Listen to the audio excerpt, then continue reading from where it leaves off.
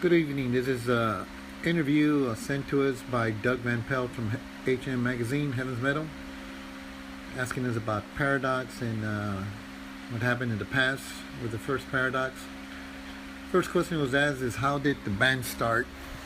Please list any names, times, and locations if irrelevant. Well, John and I had gotten together, and he came in from the reggae background, and I came in from the metal section background. And then he had told me about Manny, and then I had met Phil and Efren, and basically that's what started the band. It was all five of us. And then the second question was, what was the first band meeting or rehearsal like? Quite honestly, I can't remember. We used to practice at Manny's garage, and we used to practice there, I think, Sunday evenings, and from 6 to 9, I think, back then. And the third question was, what ground rules or vision was communicated in those first few meetings? It was all about the Lord Jesus. We wanted to glorify Him with our music, our talents, and so we started writing our own material. We first started doing copies first, and then of course started to write our own material. Fourth question is, when did you discover the amazing talents of each member? What would you say their strengths were? Well, I knew right off the bat that Manny was a great singer. I had heard him with other bands, and I knew his vocal abilities, but when I jammed with him, I said, man, this guy's even better. And as far as Phil was a funky bass player. He played a lot of funk on his bass, and that's what kind of basically made him kind of unique as a bass player. And Efren was a very gifted, talented young drummer, man. He just got into drums and he started playing, so he was very gifted, talented drummer for his age. He was 15 or 16 at the time. And John Vidari, what can I say? John would be like, he was into a lot of rhythms. He wrote a lot of our songs that had very catchy hooks. And then of course I did all the heavy parts. And then it says, how did the songwriting for the songs on Ruler take place? How much of those songs came from Phil Galicia? How dominant was his songwriting? Did he tell each member what to play or do, which parts? Well, it wasn't so much Phil Galicia. We all did writing on Ruler. John would come out with a rhythm. I would come out with a heavy part. Phil and Efren would work out the bass parts and drumming, and Manny would add in the vocals, whether it was writing vocals, melodies, and all that. And next question was, some of the songs have that AC/DC rhythm, crunch, and stirring, melodic guitar lead solos. How did that brilliant recipe get written? Who came up with those ideas? The opening riff to Singing All Night, for instance. Well, Singing All Night, the opening riff was done by John Vidari, and I came in with a heavy part. Manny came in with a high part, and then the rhythm section came in. And it says, next question is, how can one can hear influences such as AC/DC, Iron Maiden, and Dio? How influential were these artists, or what artists had a major influence on your sound, and why? Well, quite honestly, I don't hear any AC/DC or Iron Maiden in our songs. Possibly Dio because of Manny, his voice. That's what I would hear. If anything, I would say we were more like old Scorpions, Grand Funk, Sabbath tone. That's what I hear more on our music. And it says, how much collaboration took place in the bass, drums, guitars, and vocal departments? Maybe given an example of how a particular song came together. Well, one song was We Are the Temple. The slow part, I came up with a slow part. The fast part, John and I came up with the fast part, and I think it was Phil that wrote the intro. Manny had the vocals, and he came out with some of the melodies, and then uh, especially the high parts, Manny could always go up there in that register. And it says, did Phil pin the lyrics? Which ones? Who else wrote lyrics? Manny, which ones? How much did lyrics change his songs progress from start to finish? Well, a lot of the songs were written by, lyrics were by Manny and John. John would come out with some lyrics. Manny would add to them. Phil would write some. Manny would add to them. And we start from scratch, man, from the beginning towards the middle section. We try this, we sing this, we try this other parts, and then finally get to the end. That's part one. Let me see if I can stop this. Second part is how long did it take to realize that you guys had something special together? What did that feel like? Well, John Vidari was the one that was always saying, man, we got something going here. We got something going here. We got good vocals, good rhythm sections, good lyrics, good guitar parts. He was basically the one that would see a lot of the talent um, in the band. And it felt great, man. It really did, knowing that we had good chemistry in that. And the next question is, how involved, important were your wives, girlfriends, and family members? Well, some of us were married, some of us weren't at that time. I know that we had a lot of our wives or girlfriends. They backed us up, and family members, as far as our mothers and fathers at the time, they really backed us up, helped us out. We had a lot of people praying for us, helping us out, and we had amazing people helping us out back then. Next question is, tell us about some of the friends and partners that helped the band out, sound engineers, booking, business side of the band. Well, we had Lightman. We had Lightman at that time was Lance, and sound engineers. We had about 2 or 3 sound engineers that helped us out, run sound. David was one of them. I can't remember his last name. Scooter helped us out. He was our road guy that would put all the gear on stage, and the lighting and sound engineers and all that. And as far as bookings, I think Manny would book us and go. Manny was always on the phone talking to all these people, booking us, getting us gigs. Next question is, how important was artwork and visual side of the band to you? Why? Please talk about the album cover, artwork, merchandise, your logo, clothing, kick drums, cans, any of these things you worked on. Well, the artwork, that was done by Phil, I think, and the merchandise was handled by Liz Vidari, John's wife. The logo, stage clothing, and the kick drum skins, that was done on Ephraim's drum set. But basically, the artwork and the visual side of the band, basically that was done a lot by Liz Vidari, that really helped us out at the time. Next question is, what came first, a gig or a recording? It was a gig, and one of our first gigs was right there in Austin, where we met Doug Van Pelt, and then after that we went into the studio. And it says, tell us about the very first gig, feelings took place on stage, how the performance went, how the audience reacted, how the show business was transacted, how you felt afterwards, anything else you remember. Well, that was back in 1986, 87, so I really don't remember much. I do remember some first gig that we did. I think it was in Austin, I'm not sure. And apparently we had a not so good of a night. We made a lot of mistakes. Of course, it was our first gig, and afterwards we didn't get much of a response. We didn't think we did.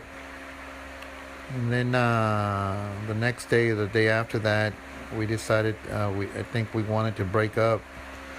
But Manny spoke to the pastor at that church where we played at, or at that place that we played at, and he said that the crowd really liked us and they wanted us back and stuff like that. That's all I can remember. Tell us about some memorable concerts. Well, when we were opening up for Sacred Warrior, we did Exodus 89, I think. And then we had these other bands that came in, bands from Austin, and all these other bands that we played with. We're always playing in San Antonio, Dallas, Austin, Fort Worth. We did a Texas tour, man, and a lot of those guys from Sacred Warrior were great guys, man. They were a bit crazy, but we loved them. And let's see, what are some stories from audience members and fans, miracle healing, salvation stories? Well,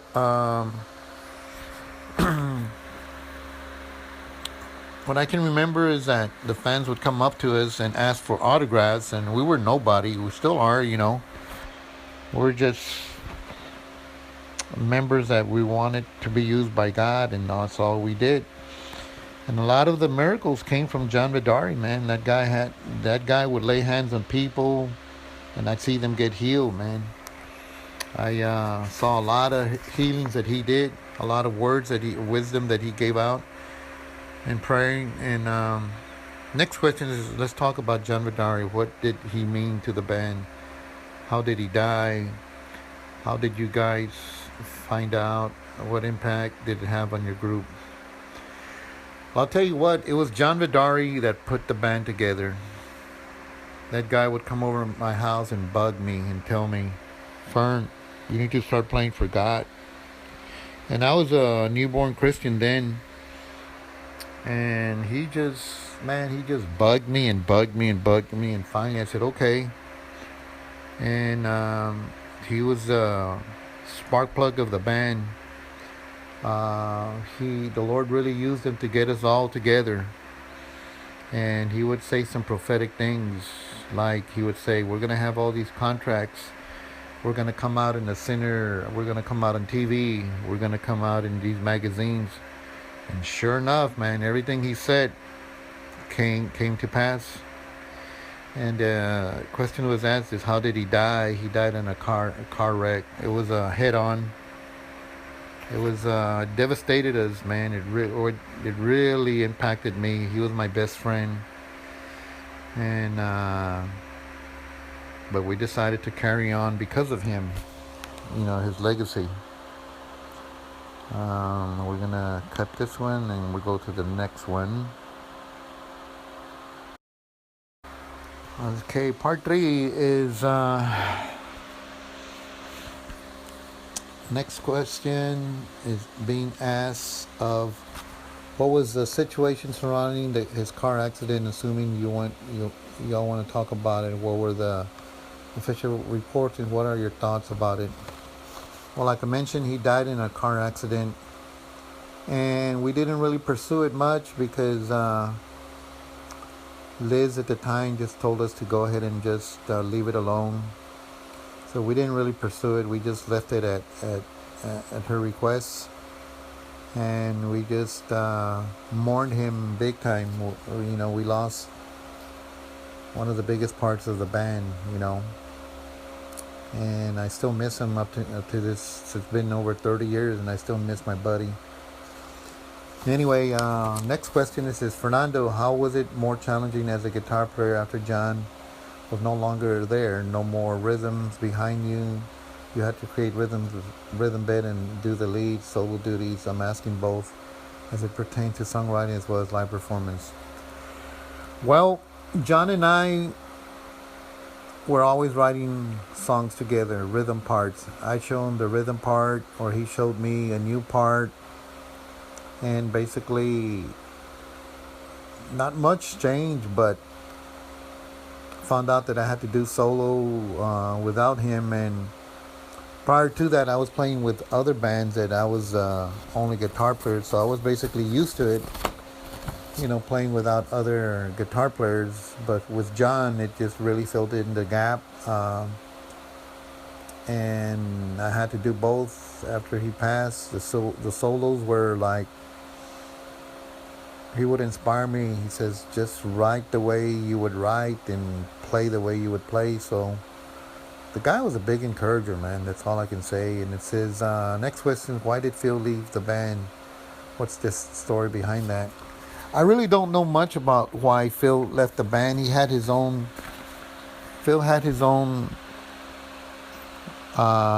things that he was going through at the time, his own world, he was going through. Phil was younger than I was. I was 27, I think, and Phil was maybe 22, 23. Efren was about 15 or 16, but, they were still younger than we were. And it was just growing pains, I think. And it says, why did Efren leave the band? Well, I mean, Phil and Efren were brothers, so Efren just followed his brother. And I left it at that. And it says, tell us about the various new members about the years with Anthony, Roy. Please highlight their strengths, personalities, what they brought to the band. Well, Anthony and Roy came in right at the right time after Phil and Efren exited the band. Phil and we were having Bible studies, and Anthony and Roy were already there. So Anthony just picked up, very talented guy, man. Anthony could play, he could sing. So he already knew. I think they were listening to our material. I'm not sure, but he picked up right away. The only thing with Anthony is he was very quiet, man. He was a little bit too quiet for me. And Roy, what can I say, man? Roy's been there the longest, man. That guy is like a solid rock. Roy's a very good, gifted musician, man. What can I say about Roy? Roy can sing, plays guitar, rhythm parts. He comes out with excellent music. And he's not as quiet as Anthony was, but he has a lot of input. Very sound guy, top guy. It says, tell us about the small tour with Sacred Warrior. Please bring up memories, mishaps, funny stories. Well, we were touring with Sacred Warrior, and we went to some city, I can't remember. I think it might have been Waco, El Paso, one of those gigs, and we all had a day off, so we started playing football, and Rick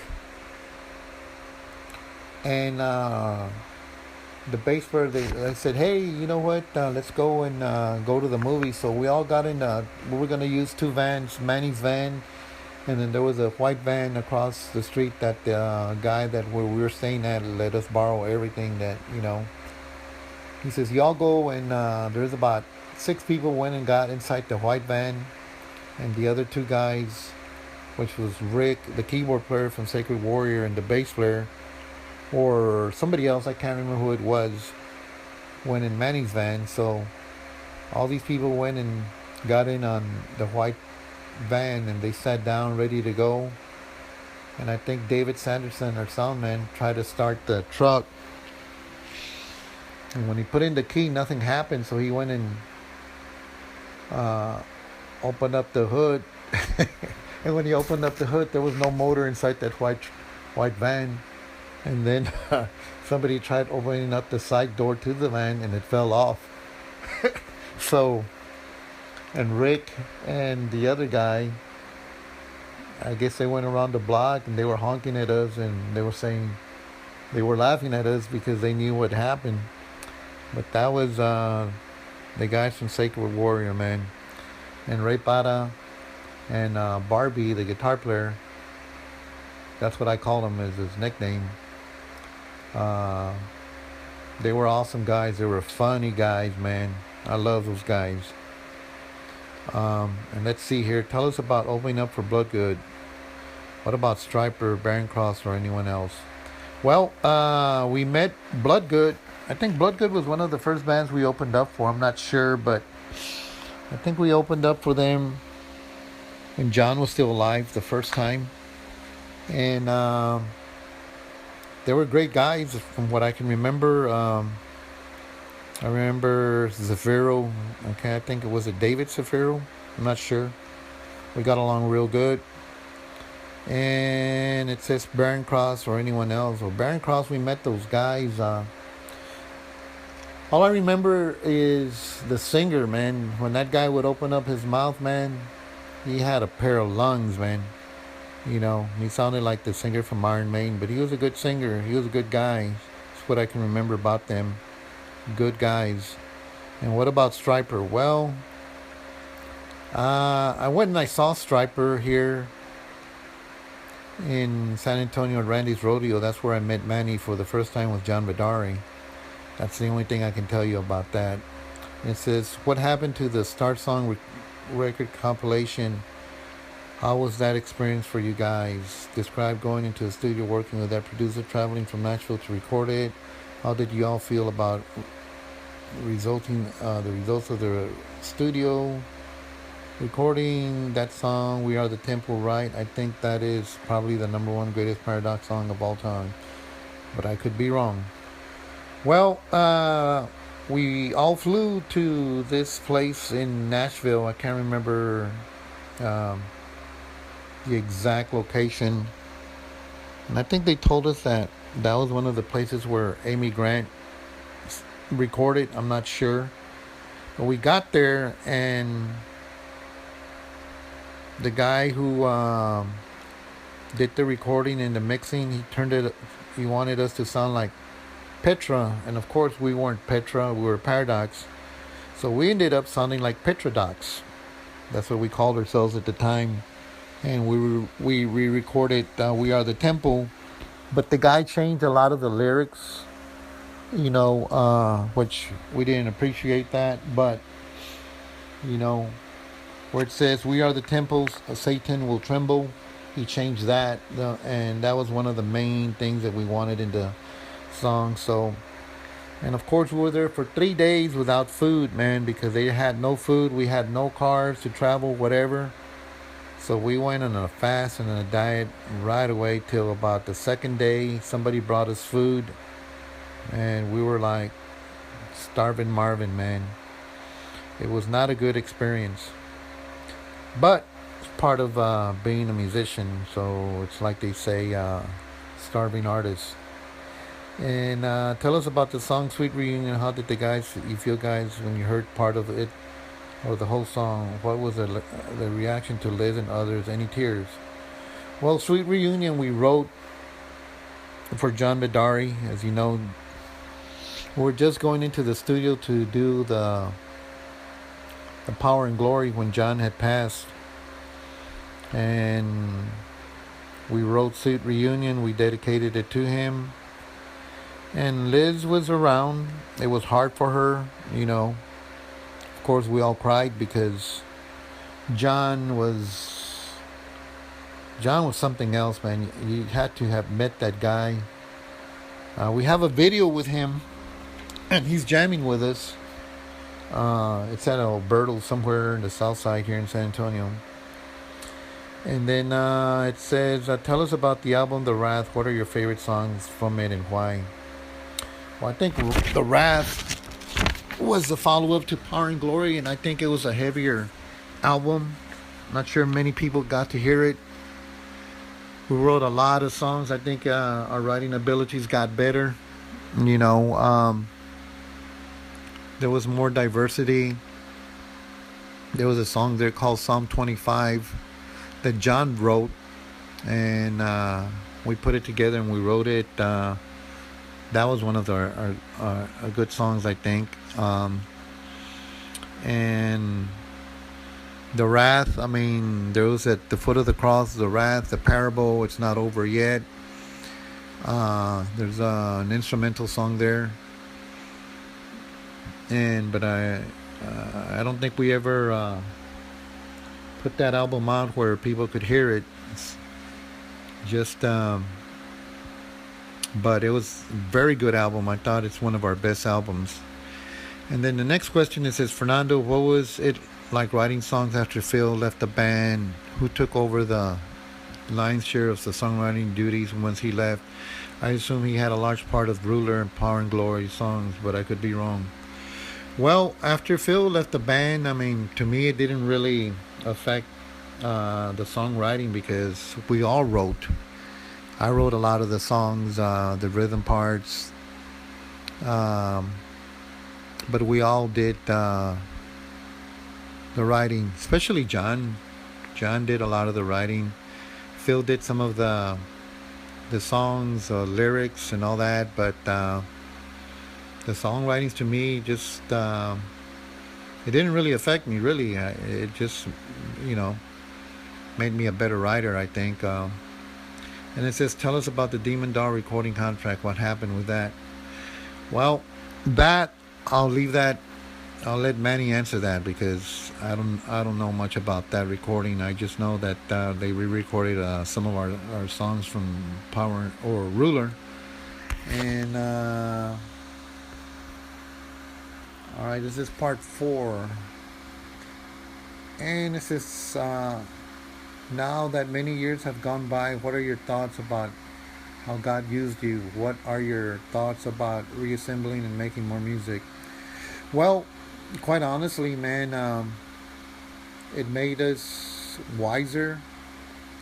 I think we're better musicians now than we were then. Um, we've grown a lot, and God has really, of course, ministered to us and used us a lot. And I'm glad we're back together and making new music, man. I love the new material we're coming out with. We have a new drummer, we have a new bass player, James the drummer, and John the bass player. They're great guys, man. Very good musicians as well, and they can all sing. One good thing about the new Paradox is that we all sing. There's a 5-part harmony, which is very good. And then next question, it says, now when you first started out in the late to late 80s, it was controversial to look and sound the way you did and sing about Jesus in the Gospels. What were some of the biggest challenges for you? Well, because we were a dinosaur Christian metal band. Back then, there wasn't that many metal bands, especially here in San Antonio, that were playing for the Lord. And I would say we were the first, or not one of the first. And there was a lot of controversy because, of course, the church didn't like us. They thought that we were being used as the devil and the enemy. And so it was hard, man, because the church was against us. And yet we were playing in church, but they wouldn't support us. And when we go and minister at our concerts, and we'd send them, say, well, go to this church, and we send them to this church, our church or other churches, and they say, no, we don't recognize Paradox as a ministry. So yeah, it was very hard, but we got through it. The Lord pulled us through. And it's the next question: did you guys ever experience women throwing themselves at you? What about offers of drugs? Well, I knew that there was a lot of women out there, and the drug thing, the alcohol thing, and all that, but we just ignored it, man. We just kept going on because we're just about preaching the gospel. As far as drugs, there was no drugs in the band, that's for sure. We're a drug-free band, and as far as anything else, we were just all clean. And it says, I think they're asking Manny about politics. What are your passions about sharing in regards and why? Well, if I was asked about politics, I wouldn't answer. I'd just say, leave it alone, man. And it says, next question. Fernando, you've been playing guitar for years. What inspires you to practice and keep going? What is left for you to do or improve on the guitar? Well, let's see here.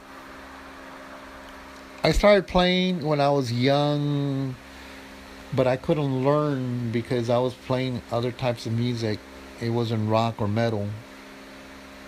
And so I gave up. I gave it up. I think I was about 10 or 11 when I first picked up a guitar, but after 2 years, I couldn't learn nothing.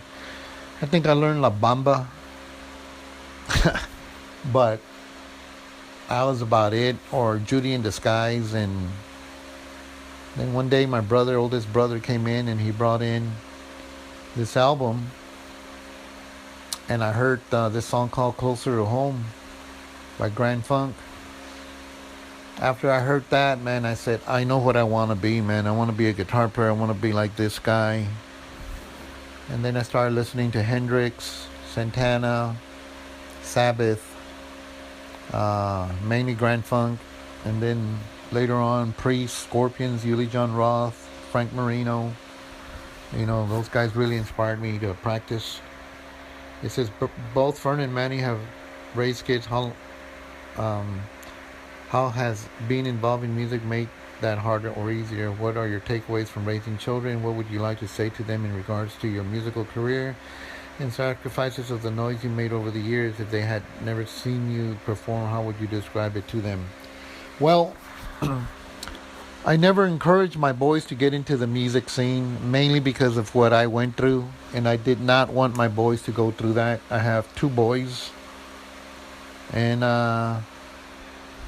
I did not persuade my boys to get into music.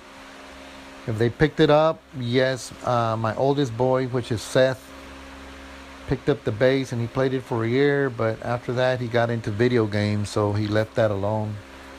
Now my youngest, with his Nathan, he got into keyboards and he still plays keyboards. I bought him a real nice keyboard, but it's here at my house.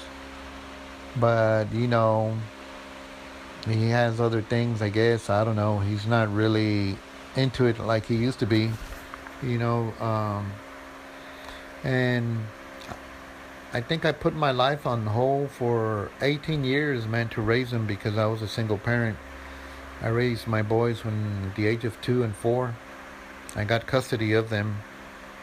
And for about a good 18 years, I put away my guitar. I mean, I would pick it up every now and then, but I got them into school, and they seen me perform, but they just say, "Oh, that's just dad, man." So to them, it's just nothing, I guess. I mean, it's just like another day in the park for them. And let's see here. Another question is, what would you like to tell other people, whether they be young kids, musicians, or peers? I like to tell them if they love music, to pursue it. You know, follow the Lord, pray to the Lord, and God gave you a talent, and use it for His glory, not for yours. And keep on keeping on for the Lord. And how else would you like to talk about? I'll probably follow up with more questions. I like to talk about our new material. Our new material is very, very good. I'm excited to record these, going into the studio and record these new songs that we have, you know, and see the response and the turnout what we get. And hopefully we can do a whole lot more than we did when we were younger. But now we're older, and, you know, so, but we're still at it, man. Serving God. And that's all there is. Serve the Lord and no more. God bless. It's Fern.